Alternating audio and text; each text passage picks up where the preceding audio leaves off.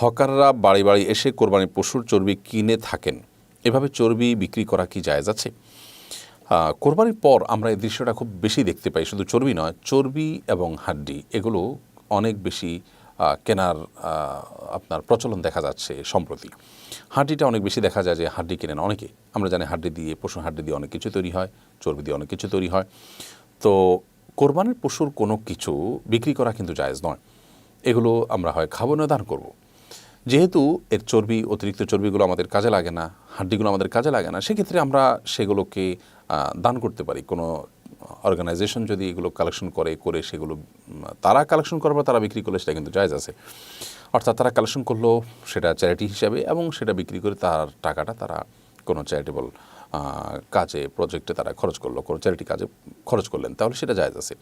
তাহলে এরকম কোনো উদ্যোগ আমাদের সমাজে কেউ নিলে সেটা খুবই প্রশংসনীয় হবে।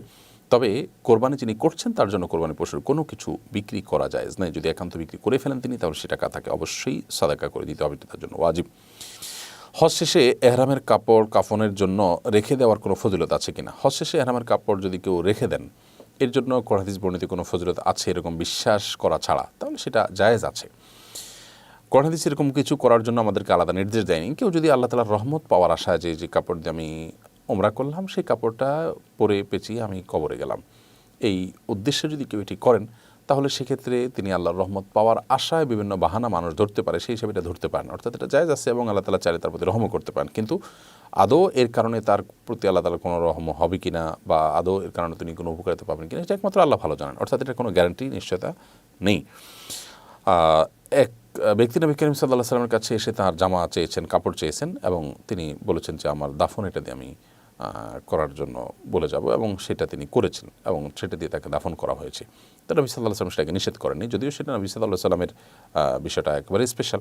তারপরও এহরামের কাপড় দিয়ে কাফন এর কাপড় বানানো এটা জায়েজ আছে। আল্লাহর রহমত পাওয়ার জন্য বিভিন্ন বাহানা তারা সংশোধন করা যেতে পারে, বাট এটি কোনো সুন্নাহ না, কোনো হাদিস কর্তৃক কোনো নির্দেশিত নয় এবং কোনো হাদিস কর্তৃক কোনো বিশেষ ফজিলত আছে এমনটি মনে করার সুযোগ নেই। আমাদের এলাকায় লাশ দাফনের পর কবরের উপর 5টি গাছ লাগানো হয়। 5টি গাছ 5 জন ব্যক্তি লাগান। গাছ লাগানোর সময় একজন সূরা ফাতিহা, 2 জন সূরা নাস, 3 জন সূরা ফালাক, 14 জন সূরা ইখলাস, 5ম জন সূরা কাফিরুন তেলাওয়াত করেন। এই কাজটি কি সুন্নাহ সম্মত? কোরআন এবং হাদিসে এরকম কোনো কথা বলা হয়নি যে 5টি গাছ 5 জন লাগাবেন 5টা সূরা পড়ে পড়ে। এগুলো আমাদের নিজেদের বানানো বিষয়। এগুলো অবশ্যই বিদআতে পর্যবসিত হবে, যেহেতু এইভাবে কোরআন সুন্নাহ আমাদেরকে মৃত মানুষের কবরে গাছ লাগাবার কোনো নির্দেশ এইভাবে দেন নাই। যাদের মেয়ে আছে, ছেলে নেই, তারা কি মেয়েকে লেখাপড়া করিয়ে ছেলেদের মতো প্রতিষ্ঠিত করতে পারবে? ছেলেরা যেভাবে বাবা মায়ের দায়িত্ব নেয়, মেয়েরা কি সেভাবে দায়িত্ব নিতে পারবে? পারবে, শুধু তাই নয়, বরং ছেলেদের মতো মেয়েদেরও সামর্থ্য অনুযায়ী, সাধ্য অনুযায়ী বাবা মার পাশে দাঁড়াতে হবে। অর্থাৎ বাবা মাদের সদাচরণ নির্দেশটা শুধু ছেলেদের জন্য প্রযোজ্য না, মেয়েদের জন্য প্রযোজ্য।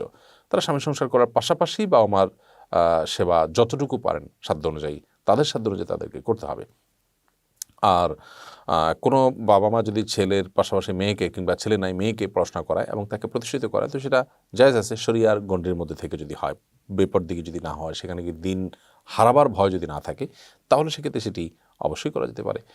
যেসব পুকুরে শিশুদের প্রসাব পায়খানা যুক্ত কাপড় ধোয়া হয়, সে পুকুরে কি ওযু গোসল করা যাবে? পুকুর যদি বড় হয়, চতুর্দিকে দশাতের চাইতে অনেক বড় হয়, সাধারণত বাংলাদেশের পুকুরগুলোর সবগুলোই বেশ বড়। ছোটোখাটো কোনো গর্ত হলে সেটা ভিন্ন কথা, যে অল্প স্বল্প পানি আছে, কিন্তু যখন বড় পুকুর হয় তখন সেক্ষেত্রে বাচ্চাদের পেশাব পায়খানার কাপড় ধুলেও অন্য প্রান্ত থেকে সেখানে ওযু গোসল করা যাবে। হ্যাঁ, যে জায়গায় নাপাক দেখা যাচ্ছে ঠিক ওই জায়গাতে আপনি ওযু গোসল করবেন না। এরপর প্রশ্ন হলো, রিলেশন করার পর সেই মেয়েকেই বিবাহ করেছি, তাহলে কি ওই রিলেশনটা হারাম বলে বিবেচিত হবে? রিলেশন করার পর যদি আপনি মেয়েকে বিয়ে করেন, তাহলে আগের রিলেশনটা হালাল হয়ে যাবে না, বরং সেটা হারামই থাকবে। তার জন্য আপনাদের অবশ্যই নতুন থাকতে হবে, তওবা করতে হবে।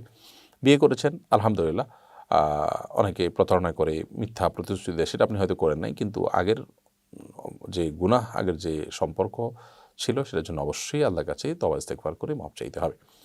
স্বামী দীর্ঘদিন প্রবাসে থাকলে কি বিয়ে নবায়ন করতে হবে? স্বামী প্রবাসে দীর্ঘদিন থাকলে বিয়ে নবায়ন করতে হয়, এরকম একটা ধারণা আমাদের সমাজে অনেক মানুষের মধ্যে আছে। এটা ভিত্তিহীন, এর কোনো ভিত্তি নেই। অনেকে মনে করেন যে এত মাস যদি স্বামী স্ত্রী দূরে থাকেন বা এত বছর যদি তাদের মধ্যে সাক্ষাৎ না হয়, তাহলে সেক্ষেত্রে তাদের মধ্যে আর বৈবাহিক সম্পর্ক থাকে না। এটা নেহায়েতই লোকমুখে প্রচলিত কথা। তালাক না হওয়ার আগ পর্যন্ত যত বছরই স্বামী স্ত্রী একজন আরেকজন থেকে দূরে থাকুক না কেন, তাতে বৈবাহিক সম্পর্কের কোনো প্রকার অসুবিধা হবে না।